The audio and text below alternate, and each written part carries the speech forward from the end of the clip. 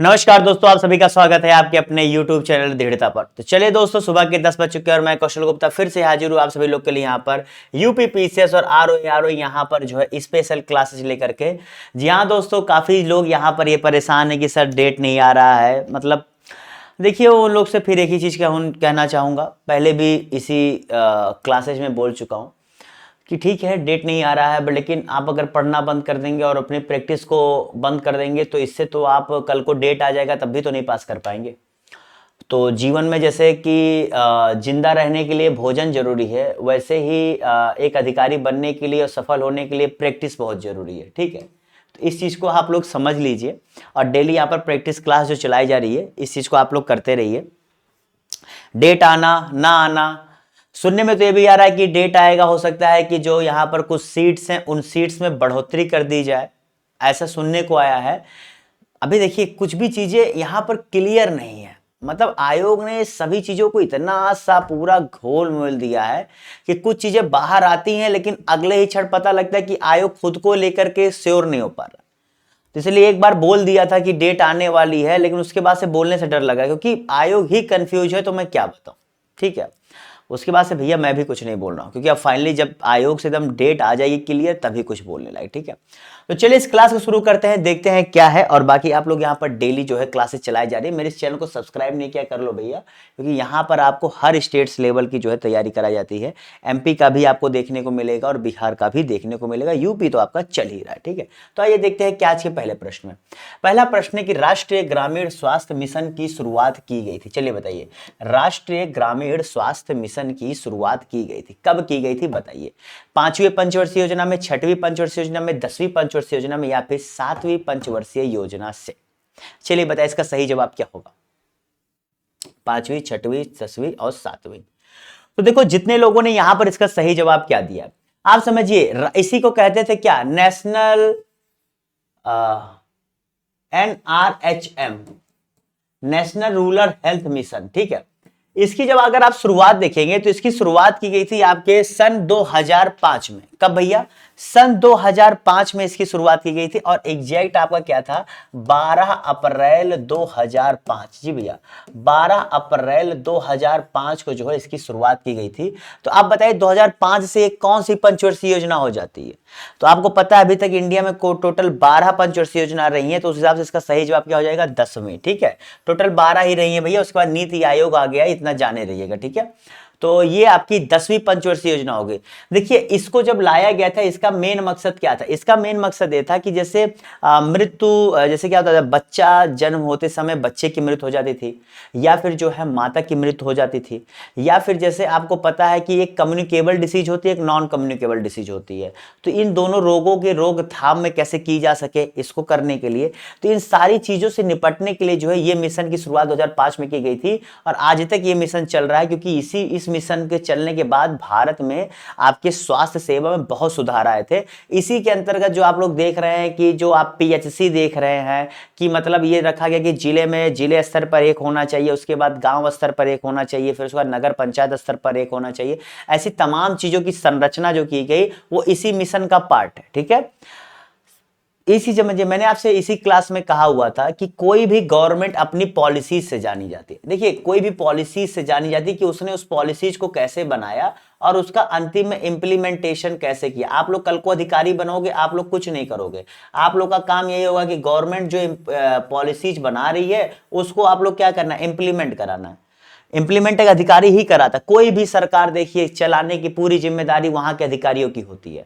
आपके political party के एक प्रमुख विपक्षी नेता है, वो क्या कहते हैं कि हमारे देश में 90 आईएएस देश चलाते हैं। वो गलत नहीं कह रहे, बिल्कुल बात सही है। आप कोई भी राज्य देख लीजिएगा, चाहे जहां का देख लीजिएगा, जो सरकारें चलाते हैं वो आईएएस अधिकारी ही चलाते हैं। ठीक है, ये हमेशा दिमाग में रख लीजिएगा। आप कल को प्रमोशन लेके आईएएस बनोगे या आप पीसीएस ही रहोगे तो स्टेट लेवल चलाओगे, तो सारी चीजें आप ही चलाते हो भैया। सरकार तो बस क्या होती है, कहती है, लेकिन चलाना आप ही को पड़ता है। ठीक है, चलिए अगले प्रश्न की तरफ बढ़ते हैं। निम्नलिखित में से किसे न्यूनतम आवश्यकता कार्यक्रम के अंतर्गत शामिल नहीं किया जाता है? बताइए, न्यूनतम आवश्यकता कार्यक्रम, बताइए इसका सही जवाब क्या होगा? बताइए इसका सही। देखिए ये वो चीजें हैं ना, बहुत बेसिक चीजें हैं। अच्छा, अब ये सब चीजें जब तुम प्रैक्टिस पेपर करोगे तभी यहां से तुम्हारा जो है प्लस पॉइंट होगा, क्योंकि मैं चीजों को इतना ऑलरेडी एक्सप्लेन करता हूं, उससे क्या है कैसे बता देता हूं हर क्लास में। उसके बाद क्या होता है, ये सब प्रश्नों से तुम्हारा जो ऐसे आप लोग क्या होता है कि अभी आप लोग बुक पढ़ रहे हो तो ये सब चीजें आपकी बुक में नहीं मिलेगी, क्योंकि आपको पुराना लगेगा, अब पुराना पढ़ने में आपको बोर लगेगा। तो उसका सबसे अच्छा तरीका है प्रैक्टिस पेपर। जी भैया, बैठ के प्रैक्टिस पेपर करो और जितना डिटेल में बता रहा हूं उसे लिखो, उसके शॉर्ट नोट्स बनाओ, रिवीजन करो, बहुत आसान है। बाकी तुम जो अपना पढ़ रहे हो पढ़ते रहो, ये प्लस कर देता है। 30 मिनट 40 मिनट में तुम्हें बहुत कुछ जानने सीखने को मिल जाता है, पेपर तक तो बहुत कुछ तुम जान ही जाओगे। ठीक है, बस डेली प्रैक्टिस करते रहो। आदमी है, देखो ये सबसे बड़ी दिक्कत, चलो पहले कर लेते फिर एक चीज बताता हूं। तो यहां पर जितने लोगों ने इसका सही जवाब क्या दिया है, तो जितने लोगों ने यहां पर इसका सही जवाब दिया है क्या, बी, क्या होगा भैया, सामाजिक तकनीकी। देखिए ये भी आपके जब लाया गया था, देखो ये आपके लाया गया था 5th 5 ईयर प्लान में। ठीक है, 5th 5 ईयर प्लान में जो है इसे लॉन्च किया गया था, मैंने बताया ना टोटल 12 थे। और इसमें क्या था, 1974 में जो है बेसिकली 5th 5 ईयर प्लान मतलब 1974 के समय इसे लाया गया था। आप देखेंगे कि आपके देश में ज्यादातर जो सुविधाएं और ये सब चीजें लाई गई थी 1970 के बाद से बहुत ज्यादा इस सब पर जोर दिया, क्योंकि गरीबी हटाओ का जो नारा इंदिरा गांधी जी ने दिया था, उसके बाद उन्होंने इस सब चीज पर रूरल स्तर पर बहुत ज्यादा फोकस किया था।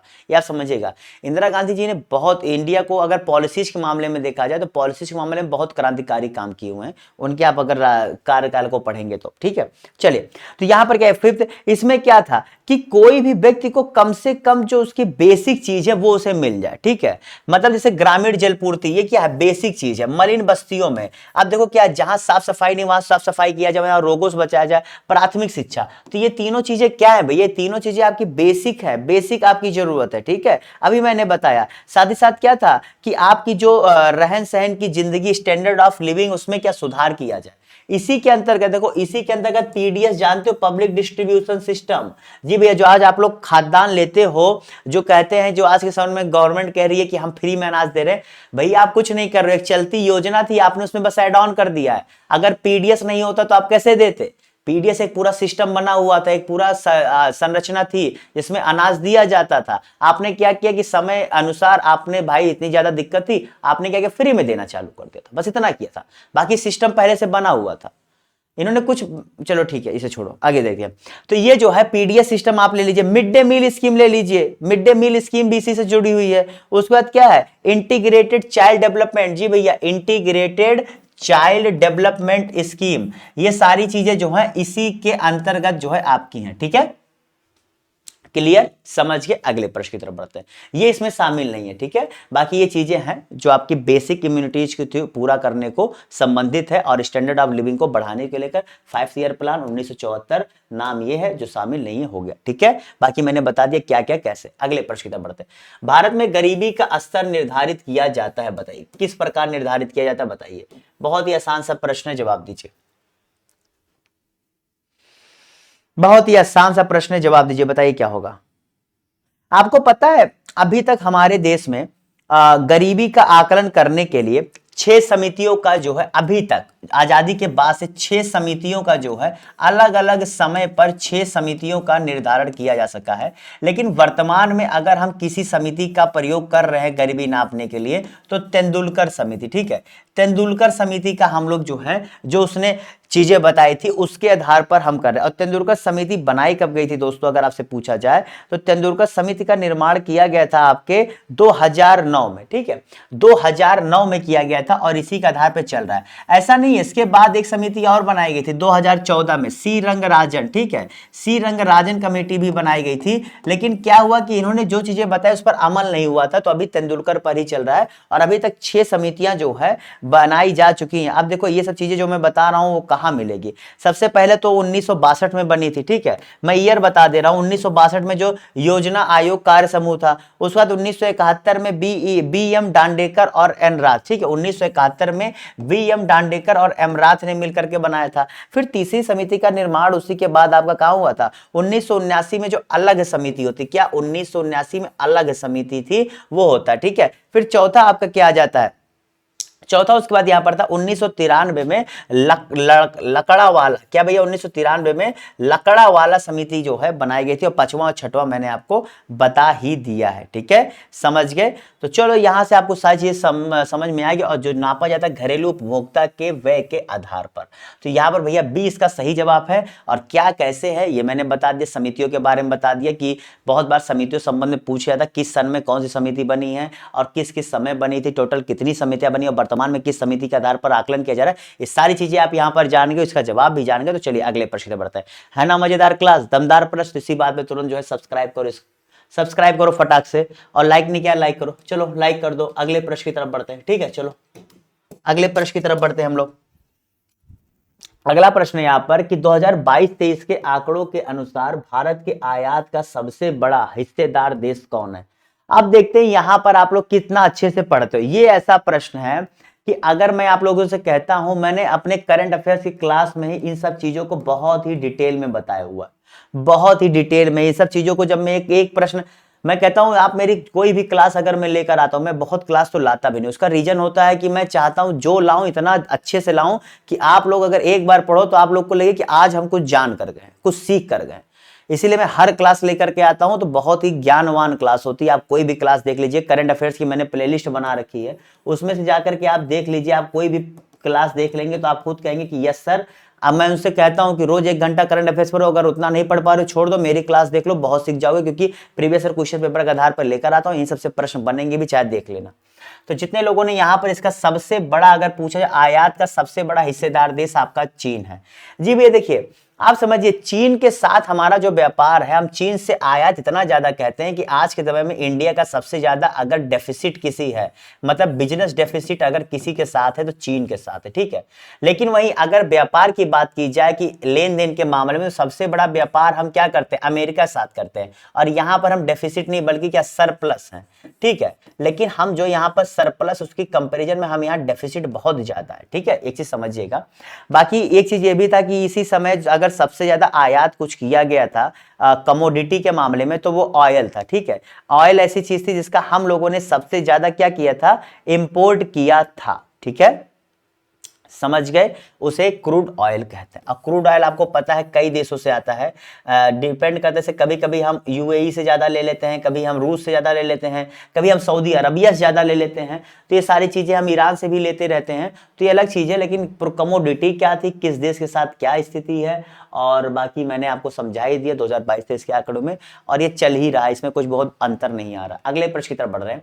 विशेष आर्थिक जोन, जिसे क्या कहते हैं भैया, सेज, क्या कहते हैं, सेज, ठीक है, ये सेज होगा, ये सेज है। इसकी नीति की घोषणा की गई थी, बताइए। सेज का मतलब होता है स्पेशल इकोनॉमिक जोन, ठीक है, विशेष आर्थिक जोन, ठीक है। तो ये कह रहा है इसकी घोषणा किस सन में की गई थी, बताइए। देखिए आपको एक चीज समझना पड़ेगा, स्पेशल सेज से पहले हमारे इंडिया में एक चीज और हुआ करता था, उसको हम लोग क्या कहते थे, जी भैया ध्यान से समझिएगा, उसे हम लोग क्या कहते थे। तो सेज से पहले हमारे यहाँ पर ईपीजेड इकोनॉमिक पीईपीजेड इकोनॉमिक कुछ जोन था, जो आपके गुजरात के कांडला जानते हो ना, कांडला में स्थापित था, और एशिया का पहला था, ठीक है। इंडिया का तो था ही, साथ ही साथ ये एशिया का भी पहला था, जिसकी स्थापना 1965 में ही हुई थी, ठीक है। इसकी स्थापना 1965 में हुई थी, आपको पता होना चाहिए, ये है। उसके बाद हमारे यहाँ पर सेज जैसा चीज है। देखो सेज की शुरुआत ऐसा नहीं इंडिया में हुआ, सेज की शुरुआत अगर आप देखोगे तो ये फॉरेन की चीज है, ठीक है। ये विदेशों में, खास करके आपके शायद आयरलैंड या यूके, ऐसे मतलब कोई यूरोपियन देश ही था, वहां से इसकी जो है शुरुआत हुई थी, ठीक है। 2005 में इसके संबंध में एक एक्ट पास किया गया था, ठीक है। इसके संबंध में जो एक्ट आया था वो 2005 में आया था, और इसकी जो है क्या कहते हैं पूरी तरीके से लागू ये 2006 में हुआ था। तो यहां पर आपको 2005 जवाब दे रहा है, तो 2005 अप्रैल 2005 में जो है इसकी घोषणा की गई थी। अभी इंडिया में जो है टोटल 270 ऑपरेशनल सेज हैं, कितने, 270 ऑपरेशनल सेज एरिया है, ठीक है, समझ गए। ये आपको पता होना चाहिए। देखो ये सारी चीजें आप देखो, क्या ये जो चीजें मैंने बताई अभी आपको, ये सब चीजें क्या कथन में, कारण में आप लोग देखते हैं, जितनी चीजें मैंने इसके बारे में एक्सप्लेन की वहीं से बना सकता है। ये जो चीजें मैंने एक्सप्लेन की सेज के बारे में, आप अपना प्रीवियस ईयर क्वेश्चन पर उठा लीजिए, जिस लेवल का आपको पूछता है मैंने उस सारी चीजें बता दी। इससे ज्यादा घुमा के या इससे ज्यादा डीप आपसे पूछ ही नहीं सकते, मैं गारंटी ले सकता हूं, कितना ऑपरेशनल है, क्या है, सब पहला क्या था, किस एक्ट में बना था, क्या होता है, सब चीजें मैंने बता दी। अगले प्रश्न की तरफ बढ़ते हैं। देखो सेज एरिया में एक चीज जान के चलो, यहाँ क्या होता है, यहाँ पर आपको जो भी व्यापार स्थापित करता है उसको व्यापार स्थापित करने के लिए बहुत सारी छूट दी जाती है, काफी ज्यादा रियायतें दी जाती है, जमीन सस्ती होती है, आपको व्यापार स्थापित करते हो तो आपके निर्माण लागत में छूट दी जाती है। तो कई तरह की छूट दे करके उन्हें एक अच्छा इन्वायरमेंट दिया जाता है, उसके लिए एक पर्टिकुलर ये एरिया का निर्माण किया जाता है। ठीक है, चलो अगले प्रश्न की तरफ बढ़ते हैं। अगला प्रश्न है, व्यापार संबंधी बौद्धिक संपदा अधिकारों के विषय में सही उत्तर क्या है, बताओ सही उत्तर क्या है। श्रमिक मानक, औद्योगिक परिमाप, व्यापार मार्का या भौगोलिक निर्देश। मतलब जो आप देखते हो बिजनेस के लिए जो आप जीआई टैग आप देख रहे हो ये मिलता है, तो उसके लिए कौन कौन से जो है चीजें मैटर करती हैं, श्रमिक मानक, औद्योगिक परिमाप, व्यापार मार्का या भौगोलिक निर्देश। देखो यार इसे तो मैं देख के तुम्हें यही कहूंगा कि इससे आसान सा प्रश्न कुछ हो नहीं सकता तुम्हारे लिए, अगर ये नहीं आ रहा है तो फिर बहुत दिक्कत है। ठीक है, देखो इसका सही जवाब उपयुक्त सब्जी, ये सारी चीजें मैटर करती है। ठीक है, ये सारी चीजें मैटर करती हैं, ये आपको पता होना चाहिए। अच्छा मैंने इसी क्लास में आप लोग को इसी प्रैक्टिस में बताया हुआ था कि जो जीआई टैग होता है इसकी जो है, नहीं इसमें नहीं बताया था मैंने, करंट अफेयर्स की क्लास में मैंने आप लोग को बताया हुआ था कि जो जीआई टैग मिलता है इसकी वैलिडिटी कितने दिनों की होती है, कितने साल की होती है, आजीवन होती है कि कुछ सालों के लिए होती है। मैंने आपको बताया हुआ था वहां पर कि जीआई टैग जो होता है भैया वो आपको 10 वर्ष के लिए, एक बार आपको मिल गया जीआई टैग तो आप 10 वर्ष तक उसे आपके पास रहेगा, फिर उसके बाद उसे टाइम टू टाइम आप जो है क्या रिन्यूअल करा सकते हैं। ठीक है, टाइम टू टाइम जो है आप उसे रिन्यूअल करा सकते हैं, ये मैंने आप लोगों को बताया हुआ था। अब देखो ये कहता हूं ना कि मेरी क्लासेस जब देखोगे तो इसे ही डिटेल में बताता हूं, ऐसे इंपॉर्टेंट चीजों को बताता हूं, वहां पर मैंने काफी समझाया भी हुआ था इन सब चीजों के बारे में। तो इसलिए कहता हूं क्लास करो, प्लेलिस्ट बना देता हूं, इसीलिए देखो चीजें जो इंपॉर्टेंट की प्लेलिस्ट बना देता हूं, जिससे कि तुम लेट में जुड़ रहे हो, कभी जुड़ रहे हो तो तुम देख के तुम्हें याद है कि हाँ यार ये चीज तो थी, सर ने कहा लाओ चेक कर लेते हैं, जाके चेक कर लो, वीडियोज में जाओ, प्लेलिस्ट में जाओ, देख लो वहां पर है। 48 मिनट 50 मिनट की क्लास होती है, बैठ जाओ, अभी इतना समय है कि कुछ पढ़ रहे हो, किताब नहीं मन कर रहा है, वीडियोस देख लो, पढ़ लो, वहां से मन के नोट्स बना लो, और जो देखोगे फायदा ही है। इतनी मोटी चीजों का इतने पतले में करके देता हूं, डिटेल में देता हूं कि तुम्हें वो एकदम क्या लगेगा, बाबा जी की बूटी लगेगी। किस प्रधानमंत्री के कार्यकाल में भारतीय सोने को विदेशी बैंकों में जो है रखना पड़ा था। जी भैया ऐसी स्थिति आई थी, हुआ क्या था कि जो है उसी के बाद तो 1991 का हमें 1991 का जो हम लोगों ने अपनी इकोनॉमी को पूरी तरीके से खोला था, ठीक है, उसका कारण यही था कि भारत के पास जो है विदेशों का कर्जा देने के लिए पैसे नहीं रह गए थे, तो हमें जो है अपने सोने को गिरवी रखना पड़ा था। इसके बावजूद कि आईएमएफ को हम पे थोड़ा भरोसा था, लेकिन आईएमएफ जब भी आपको ये सब चीज़ों की गारंटी लेता है तो वो आपसे कुछ ना कुछ ऐसी चीज़ें करवाता है कि आपको अपनी इकोनॉमी को इतना खोलना पड़ेगा, आप अपने यहाँ पर जो सोशल सिक्योरिटी में पैसा डाल रहे इसे कम करो, तेल के दाम को ऐसा करो, समझो काफ़ी सारे सजेशन देता है, आपसे लागू करवाता है, और चरणबद्ध तरीके से उन्हें लागू भी करा दो, चरणबद्ध तरीके से पैसा देता है, इकट्ठा पैसा भी से पाकिस्तान श्रीलंका के साथ तो यही कर रहा आज की डेट में। ठीक है, जो इंडिया के साथ उसने कर चुका है। तो इसका सही जवाब क्या होगा भैया, तो उस समय आपके चंद्रशेखर जी थे। ठीक है, चंद्रशेखर जी उस समय हमारे देश के प्रधानमंत्री थे, ये बस 1 साल से कम समय के लिए हमारे देश के प्रधानमंत्री रहते भैया, बहुत लंबा नहीं रहते इन्हें। और देखो चंद्रशेखर जी को जो है ये 8वें प्रधानमंत्री बने थे, और इन्हें जननायक भी कहा जाता है। ठीक है, चंद्रशेखर जी जो बने थे इन्हें जननायक भी कहा जाता है, एक चीज आप जाने रहिएगा। ठीक है, क्या कहा जाता है, जननायक इन्हें जो है कहा जाता है। ठीक है, क्लियर। चलो अगले प्रश्न की तरफ बढ़ते हैं। अगला प्रश्न यहां पर, निम्नलिखित में से कौन सा देश दक्षेस का सदस्य नहीं है, चलो बताओ। दक्षेस समझ रहे हो ना, नाम समझ रहे हो कि बताओ, इसको एक नाम से और पुकारते हैं, देखते हैं कितने लोग सही जवाब देते हो। दक्षेस तो देख रहे हो भैया, इसी को एक नाम से और जानते हैं। ठीक है, तो बताओ इसका सही जवाब क्या होगा।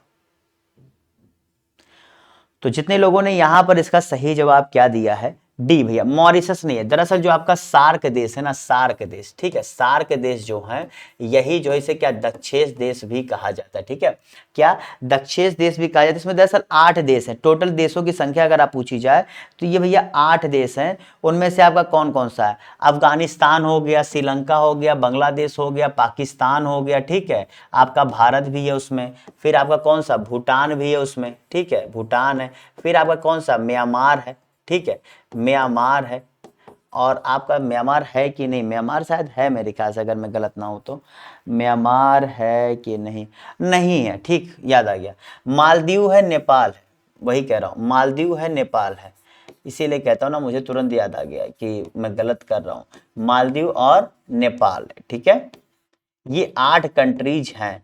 देखो 1 2 3 4 5 6 7 8 8 कंट्रीज हैं। देखो इसका हेडक्वार्टर और सेक्रेटरीट पूछा जाए कहां पर है, तो आपके नेपाल के काठमांडू में। ठीक है, नेपाल के काठमांडू में जो है इसका हेडक्वार्टर या फिर सेक्रेटरीट आप बता सकते हैं। इसकी स्थापना 8 दिसंबर 1985, कब भैया? 8 दिसंबर 1985 को इसकी स्थापना हुई थी, जब सार्क घोषणा पत्र जो है या सार्क डिक्लेरेशन वहां पर आया था, सार्क चार्टर आया था। और पहली बैठक इसके संबंध में 1981 में हुई थी, जो कोलंबिया में हुई थी। ठीक है, कोलंबिया में इसके संबंध में पहली बैठक हुई थी, लेकिन चीजें लागू होना और सारी चीजें आई 1985 से 8 दिसंबर के। ठीक है, समझ गए सार्क क्या है, कितने देश हैं, क्या है, कैसे है, ये सारी चीजें मैंने आपको यहां पर जो है बता दी हैं। ठीक है, ओके। इसके अलावा यहां पर कुछ देश ऐसे हैं जो पर्यवेक्षक देश के रूप में इसमें शामिल रहते हैं, मतलब वो फुल मेंबर नहीं है लेकिन ऑब्जर्वर कंट्रीज के रूप में है। उस टोटल देशों की संख्या 9 है। ठीक है, तो 8 जो है परमानेंट है, 9 क्या है, पर्यवेक्षक हैं। उन 9 में बड़े बड़े देश भी, जैसे आपका यूएस हो गया, चाइना हो गया, ऑस्ट्रेलिया होगा, ये सारे देश भी जो है ये पर्यवेक्षक देश के रूप में इसमें शामिल है। ठीक है, चलो अगले प्रश्न की तरफ बढ़ते हैं। अगला यूरोपियन यूनियन भी उसमें है। जनसंख्या 2011 के जनगणना के अनुसार इसका सही आरोही क्रम कौन सा है? इन चारों में से बताओ, चारों में से बताओ सही आरोही क्रम जनसंख्या के जनघनत्व का। जनघनत्व, इंडिया का जनघनत्व कितना है? मैंने कम से कम आप लोगों को ये प्रश्न जनघनत्व के संबंध में 4-5 बार करा दिया, और भारत का हर बार मैंने बताया, आज ये पूछ रहा हूं बताओ कितना है। तो अगर आपका जवाब 2011 के अनुसार 382 आपके दिमाग में आया तो सही है, वरना आप बहुत बड़ी गलती कर रहे हो। ठीक है, जनघनत्व कितना? 382। अच्छा देखो यहां पर कितना है, चलो मैं एक ओवरऑल लेके चलता हूं, पहले ऑप्शन से ही चलूंगा, देखता हूं कौन सा सही है, तो इस आधार पर हम लोग कर लेंगे। तो पहले से गुजरात दे रहा, तो गुजरात का यहां पर कितना है भैया? गुजरात का आपका है 308। ठीक है, 308 प्रति स्क्वायर किलोमीटर। कर्नाटक अगर आपसे पूछा जाए तो कितना है भैया? कर्नाटक का है 319, कितना? 319। असम का कितना है? असम का देखिए उससे बहुत ज्यादा है। ठीक है, कितना? 398। अच्छा, अब हरियाणा का कितना है? हरियाणा का अगर मैं आपसे पूछूं तो वहां का जनघनत्व कितना? तो 573। ठीक है, कितना? 573। तो अब देखो यार, देखा जाए तो यही इसका सही जवाब है, क्योंकि ये तो हम लोग रखते चले गए, जवाब खुद ब खुद मिल गया, उम्मीद नहीं थी, क्योंकि लाइन रखते चले गए, उसी क्रम में आता चला गया, तो हम लोग की क्या ही गलती है ना बात। चलो अगले प्रश्न की तरफ बढ़ते हैं। अगला प्रश्न है यहाँ पर कि भारतीय जनसंख्या का कितना प्रतिशत भाग शहरों में निवास करता है? चलो इससे आसान प्रश्न क्या होगा? ठीक है, बताइए इसका सही जवाब क्या है? ये देखो, ये लेटेस्ट डाटा पूछ रहा है, ये लेटेस्ट डाटा पूछा 2011 की जनगणना मत जाना, यहाँ प्रश्न में देखो है। अब देखो यही सब है ना, फिर कहता हूँ जब प्रैक्टिस सेट करोगे तो यही सब चीजें तुम्हें फायदा करती हैं। इसीलिए कहता हूँ रोज आराम से सुबह जो है 40 मिनट आराम मन से आया करो, पढ़ लिया करो। इसीलिए 10 बजे सुबह लेकर आता हूँ कि तुम लोग नहा धोकर फ्रेश होकर बैठो, तो एक बार प्रैक्टिस पेपर कर लो। देखो एक फायदा समझो, प्रैक्टिस पेपर तुम लोग करके पढ़ने बैठोगे, फायदा क्या होगा? जब तुम लोग किताब पढ़ लेते हो तो तुम्हें क्या लगता है? पढ़ लिया, हो गया, तैयार हो रहा मेरा। लेकिन क्या वो तैयारी प्रैक्टिकल है? मतलब क्या वो ऐसा है कि तुम्हें सफलता तक ले जाएगी? उसके लिए सबसे अच्छी चीज होती है प्रैक्टिस करना। तो जब तुम सुबह, जैसे कल तुमने पढ़ लिया दिन भर, तुम्हें लगा हम बहुत पढ़ लिए, अब आज प्रैक्टिस क्लास आ रही है, देख लो। इससे 2 फायदा होगा। एक तो कल जो तुम पढ़े उससे आधार पे तुम आज अगर सही कर रहे हो या कर रहे हो भी, प्लस आज जब तुम अपनी गलतियों को देख करके फिर से पढ़ने बैठोगे तो तुम्हारे दिमाग में ये चलेगा कि यार मैं इतना पढ़ रहा हूं, मैं गलती कर रहा हूं, तो तुम और मन से पढ़ोगे। इंसान आकलन जब तक नहीं करता है तब तक वो सही से सुधार नहीं कर सकता। ये कहावत नहीं, ये सच्चाई है। और उस आकलन आप तभी कर सकते जब आप प्रैक्टिस पेपर सॉल्व करेंगे। बात समझिए इस बहुत छोटी सी पॉइंट को, ये बहुत इंपॉर्टेंट चीज है आपकी पर तैयारी के लिए। तो जितने लोगों ने यहां पर इसका सही जवाब क्या दिया, जी हाँ दोस्तों, जितने लोगों ने यहां पर इस प्रश्न का सही जवाब क्या दिया है, तो 36.3 एग्जैक्टली है, लेकिन जो है 33%। मैंने जो है गूगल पर देखा था तो 36.3% दिखा रहा था। यानी कि कुल जनसंख्या का 36.3% आपका शहरों में रहता है, बाकी लगभग आपका 63 पॉइंट समथिंग गांवों में रहते हैं। ठीक है, ये चीजें क्लियर हो गई। चलो अगले प्रश्न की तरफ बढ़ा जा, है ना? समझ गए ना क्यों मैं क्या चीज? देखो हर चीजें बहुत प्रैक्टिकल। मेरी क्लास में तुम हमेशा प्रैक्टिकल बातों को ही सुनोगे, जानोगे, क्योंकि मेरा कहने का मतलब है फालतू की और हवाबाजी की बातें करने का कोई मतलब नहीं होता है दोस्तों, क्योंकि अंतिम में प्रैक्टिकल चीजें ही हमारे काम आती हैं। मेरा बहुत सिंपल सा फंडा है, इसी जान लो तुम। ठीक है, चलो बताओ उत्तर प्रदेश में सोयाबीन का उत्पादन क्षेत्र है, बताइए इसका सही जवाब क्या होगा। दोआब क्षेत्र, विंध्य क्षेत्र, बुंदेलखंड क्षेत्र या पश्चिमी क्षेत्र, बताइए इसका सही जवाब क्या होगा।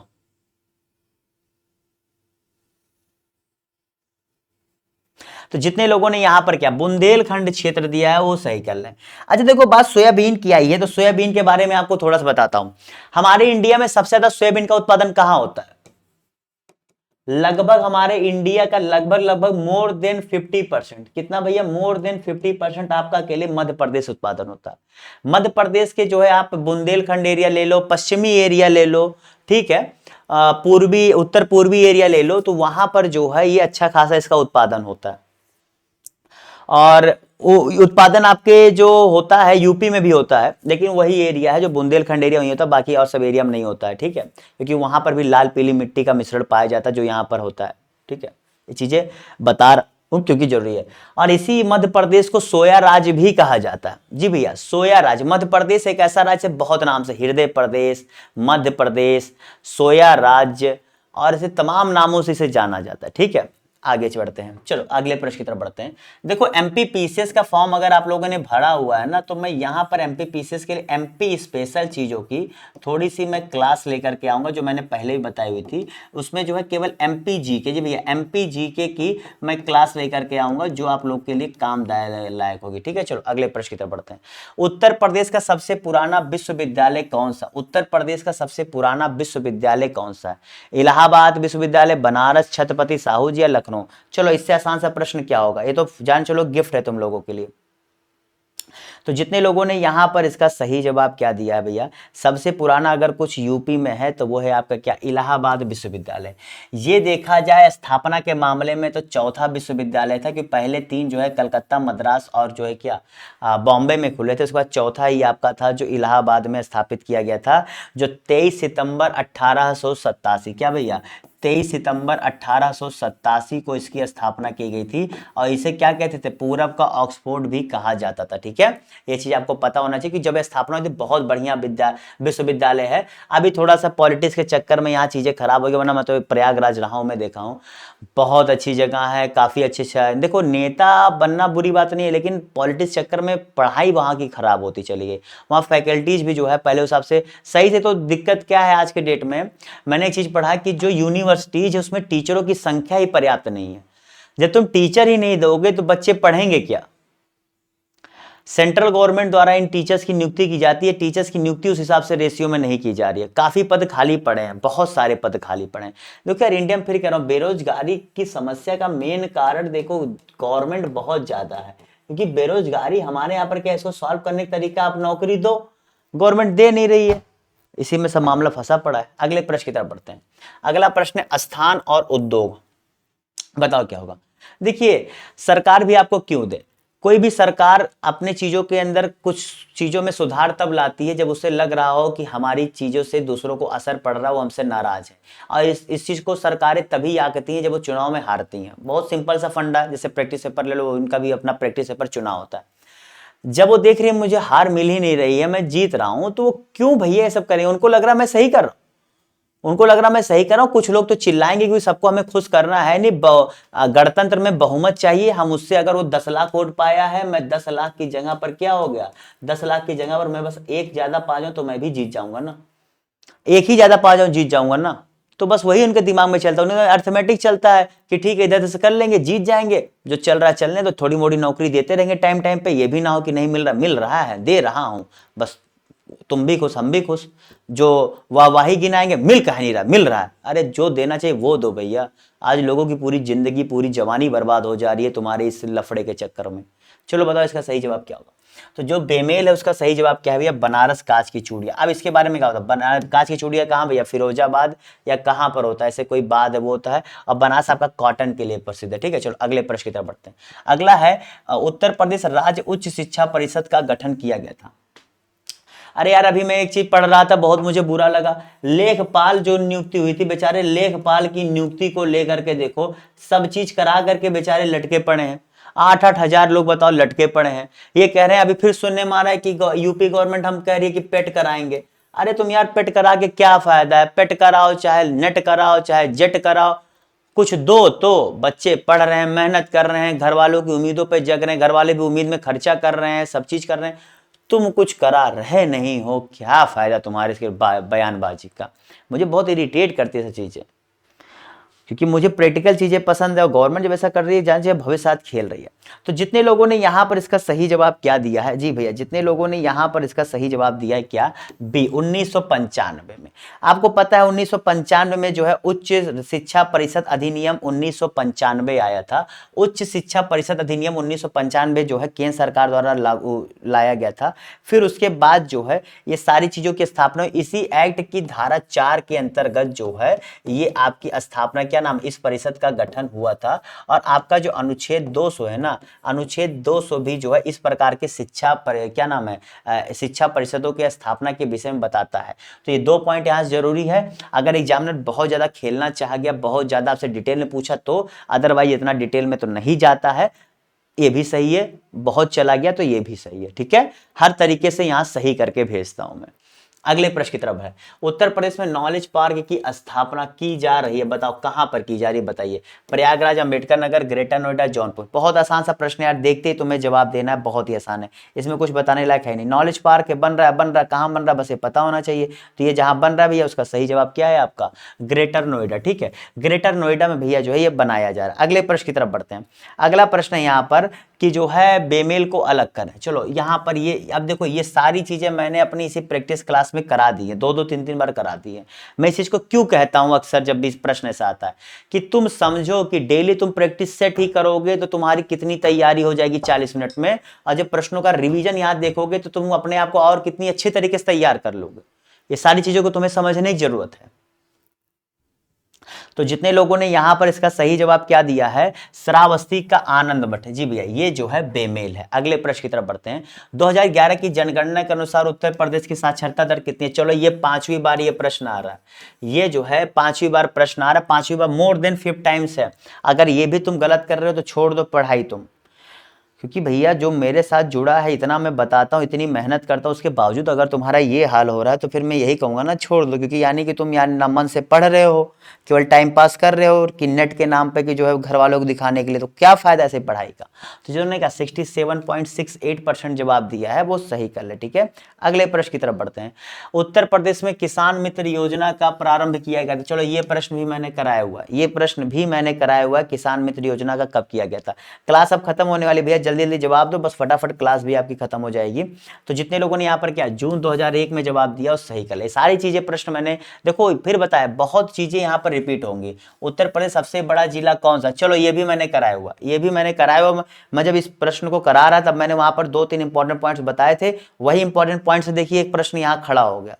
कहता नहीं प्रश्न कहीं से नहीं बनते हैं, बस आपको जो जानकारी होती है उन्हीं में से बस क्या क्यों कैसे पूछ लिया जाता है वही प्रश्न बन जाता है।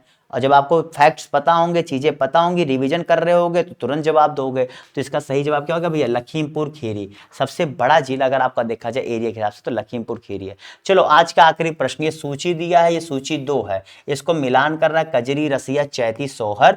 बताओ इसका किस एरिया से क्या संबंध है, और इसी साथ आपकी क्लास भी यहाँ पर खत्म हो जाएगी, ठीक है। और फिर बता दो अगर क्लास अच्छी लगी हो तो जरूर जरूर सब्सक्राइब कर दो दोस्तों, लाइक नहीं किया लाइक कर दो, और इस आखिरी प्रश्न का जवाब दे दो। और डेली कहता हूं जो यहां से सीख रहे हो उसके शॉर्ट नोट जरूर बनाओ, और उसे कम से कम रात में सोने से पहले तक एक बार रिवीजन जरूर कर लो, ठीक है। एक बार रिवीजन जरूर कर लो, very very very very important चीज है, ठीक है। चलो बताओ इसका सही जवाब क्या होगा, कजरी, रसिया, चैती, सोहर। तो जितने लोगों ने यहां पर इसका सही जवाब क्या दिया, जी भैया बहुत आसान है, मिला लो एक बार। क्या मिल रहा है, ABCD में से क्या मिल रहा है, मैं तुरंत बता देता हूं, इसका सही जवाब है। अगर आपका यहां पर A मिल रहा है तो सही कर ले, क्यों, क्योंकि भैया सोहर आपका जो है एक संस्कार गीत है। सोहर आप देखोगे तो सोहर आपका जो है संस्कार गीत है। फिर उसके बाद जो आपका चैती होता है, चैती आपका मौसमी गीत है। कजरी जो है आप देखेंगे तो ये आपका क्या विवाह संगीत, और रसिया आपका जो है ब्रज का, B का 2, ठीक है। तो B का 2, A का 4, C का 1, T का 3 यहाँ पर जो इसका सही जवाब होगा। तो क्लास कैसी लगी, मजेदार लगी, काफी सारी जानकारियां मिली, ऐसे हर क्लास में होता है। करंट अफेयर्स की प्लेलिस्ट बनी हुई है, पॉलिटी की प्लेलिस्ट बनी हुई है। पॉलिटी ऐसा पढ़ाया हुआ हूं कि तुम कोई भी एग्जाम देने जा रहे हो एक बार बैठ के पढ़ लो, आराम से पढ़ लो। ऐसे से प्रश्न तरीके से पढ़ाया हुआ, इतना डिटेल में पढ़ाया हुआ कि पूर्वालोकन, लक्ष्मीकांत, कोई भी किताब तुम्हें पढ़ने की जरूरत उसके बाद नहीं होने वाली। तो इस साथ bye bye, tata, see you, फिर मिलेंगे, तब तक के लिए हैव अ गुड डे। ठीक है, तो चलिए, अंगड़ाई आ गई। तो चलिए फिर मिलेंगे आप सभी लोगों से इसी समय सुबह 10 बजे, तब तक के लिए हैव अ गुड डे। और बाकी एमपी के लिए एमपी स्पेशल मैं लेकर आऊंगा, क्योंकि सामने आपके पेपर आने वाला है। ठीक है, bye bye, tata, see you.